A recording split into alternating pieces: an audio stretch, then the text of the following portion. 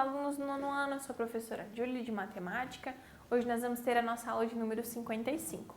Então essa é a terceira parte do nosso estudo sobre o gráfico da função quadrática, né? E hoje nós vamos estudar um pouquinho sobre a concavidade da parábola, certo?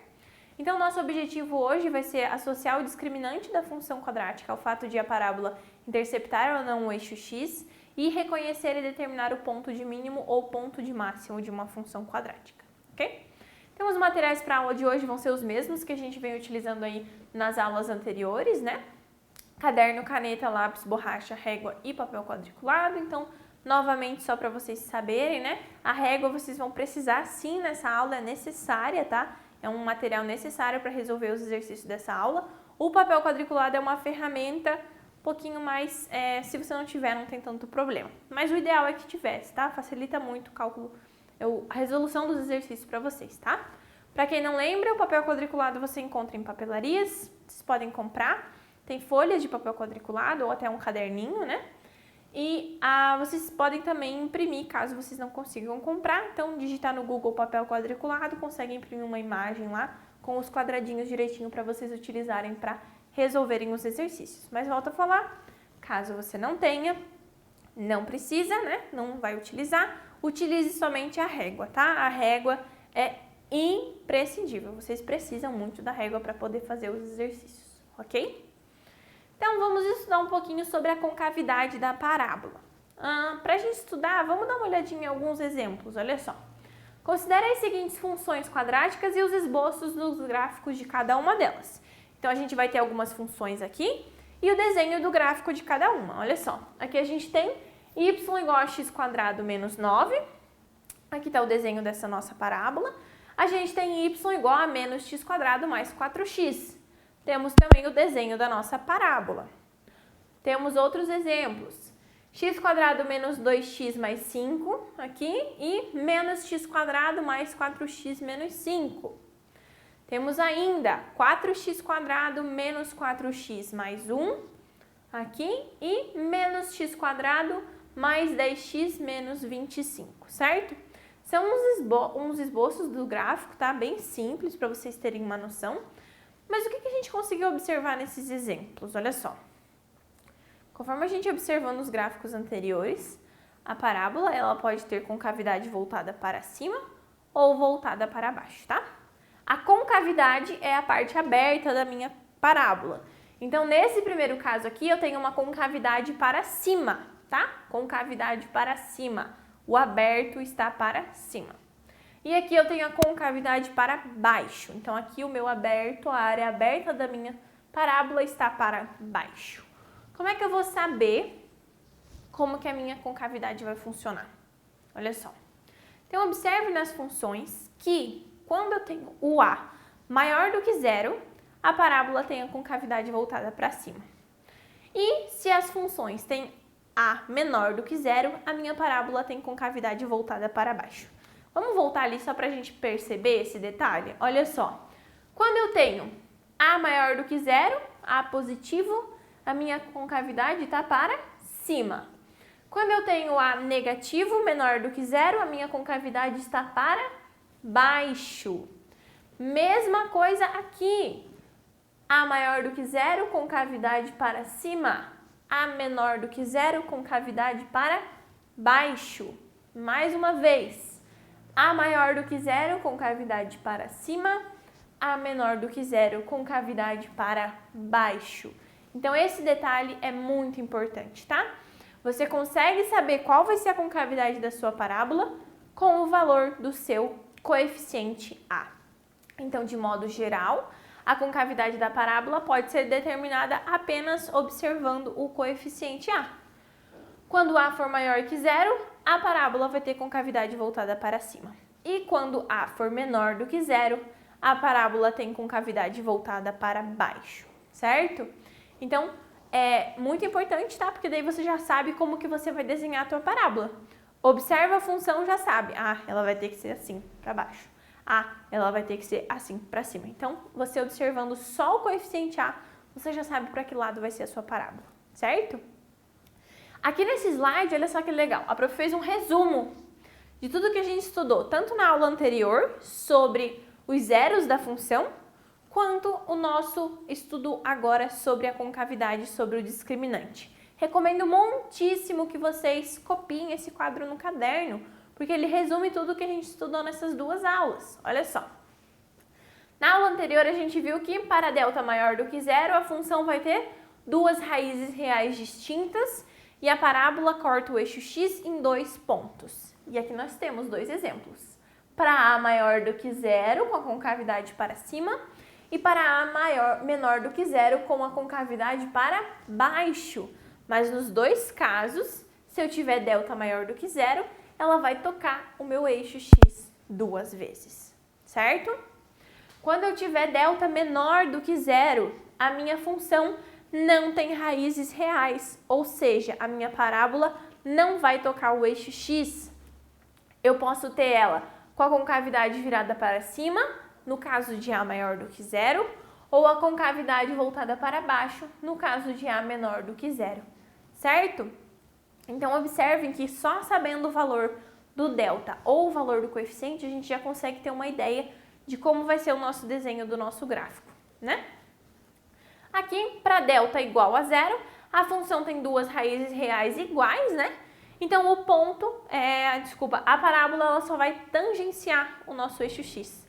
Só vai tocar em um ponto, que é exatamente esse aqui. Então, observe, eu posso ter com a maior do que zero com a concavidade virada para cima, ou com a menor do que zero com a concavidade virada para baixo, ok? Então, aqui vocês têm o estudo de tudo, tanto da concavidade quanto dos zeros da nossa função, certo? Recomendo de novo que vocês tenham esse quadrinho copiado no caderno, tá bom?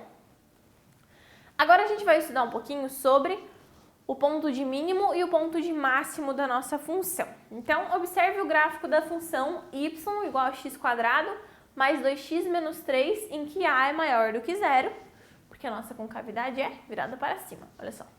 Então, esse é o nosso gráfico, tá? Observem aqui, temos o gráfico bonitinho. Percorrendo o gráfico da esquerda para a direita, ou seja, daqui para cá, né? Observe que os valores de y, eles vão diminuindo, então y vai indo... Nossa, me afoguei, perdão. Os valores de y vão indo para cá, né? E depois eles vão aumentando, certo? Os valores de y vão indo de 0, menos 1, menos 2, menos 3, menos 4, e depois eles começam a aumentar. Eles vão menos 4, menos 3, menos 2, menos 1, 0 e vão aumentando, certo? Nesse caso, a gente vai dizer que o vértice da nossa parábola aqui, ó, ele é o nosso ponto de mínimo, né? Eu fui e atingi o ponto mínimo da minha função. Esse é o vértice da minha função. Então, note que existe um valor para y que corresponde ao y vértice. Então, o y vértice vai ser o meu ponto de mínimo da minha função. Neste caso aqui, onde a é maior do que zero. Agora, observe este gráfico aqui da função y igual a menos x² mais 4x menos 5, onde o a é menor do que zero. Olhem esse gráfico, ele é ao contrário, porque a minha concavidade é virada para baixo agora, porque o meu a é menor do que zero, certo? Agora, percorrendo esse gráfico da esquerda para a direita, o que acontece com os meus valores de y? Eles aumentam e depois eles diminuem. Então, o vértice nesse caso aqui, ele vai ser o meu ponto de máximo da minha função.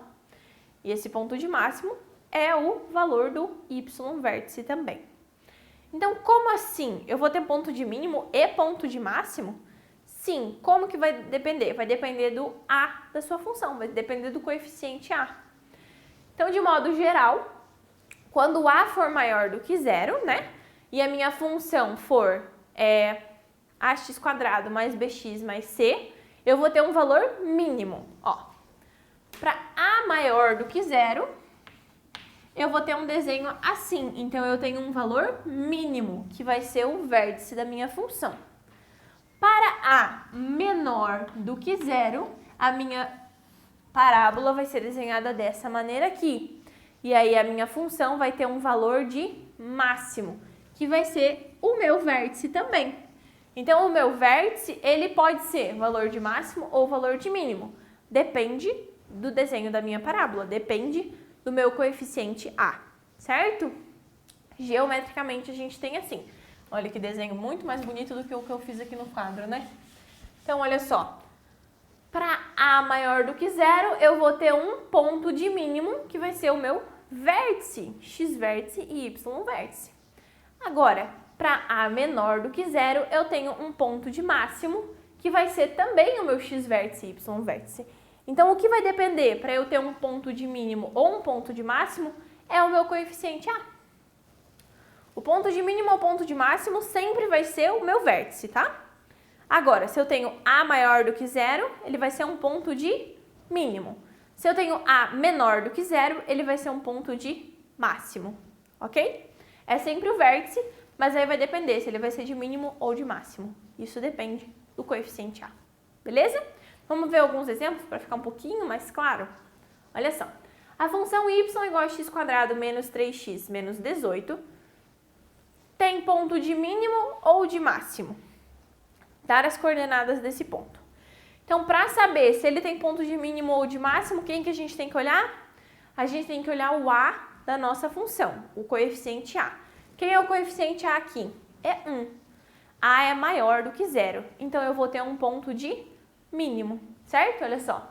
Pela função dada, A é igual a 1, então A é maior do que zero, portanto, essa função tem um ponto de mínimo, ok? Qual é esse ponto de mínimo? O meu vértice. Aí a gente volta lá em como calcular o vértice, né? Na aula número 1 do estudo de gráfico da função quadrática, na parte 1 dessa aula, a gente viu como calcular o ponto, né, do vértice. A gente calcula o x vértice e o y vértice. E é isso que a gente vai utilizar aqui.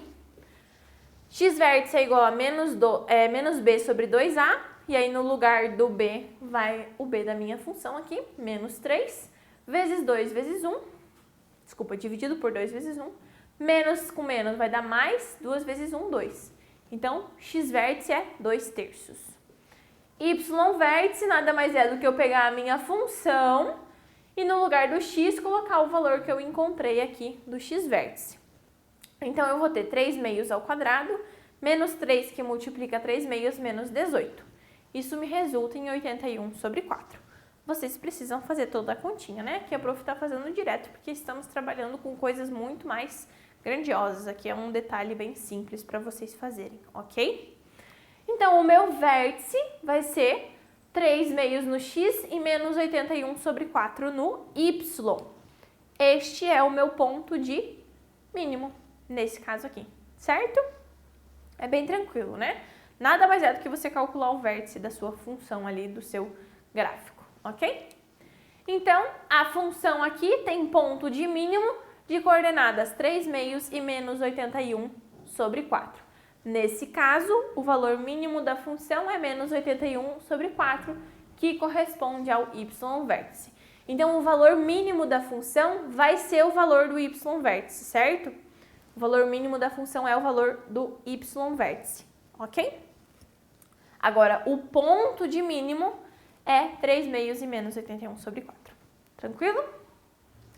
Segundo exemplo, então, a função y igual a menos x ao quadrado menos 2x mais 24 tem ponto de mínimo ou tem ponto de máximo? Dar as coordenadas desse ponto. Então, voltamos lá, vou analisar.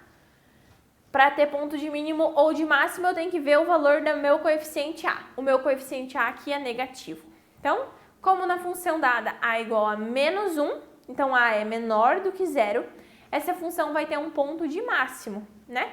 E as coordenadas dele vão ser o x vértice e o y vértice. X vértice é menos b sobre 2a, menos 2, com o menos da fórmula, né?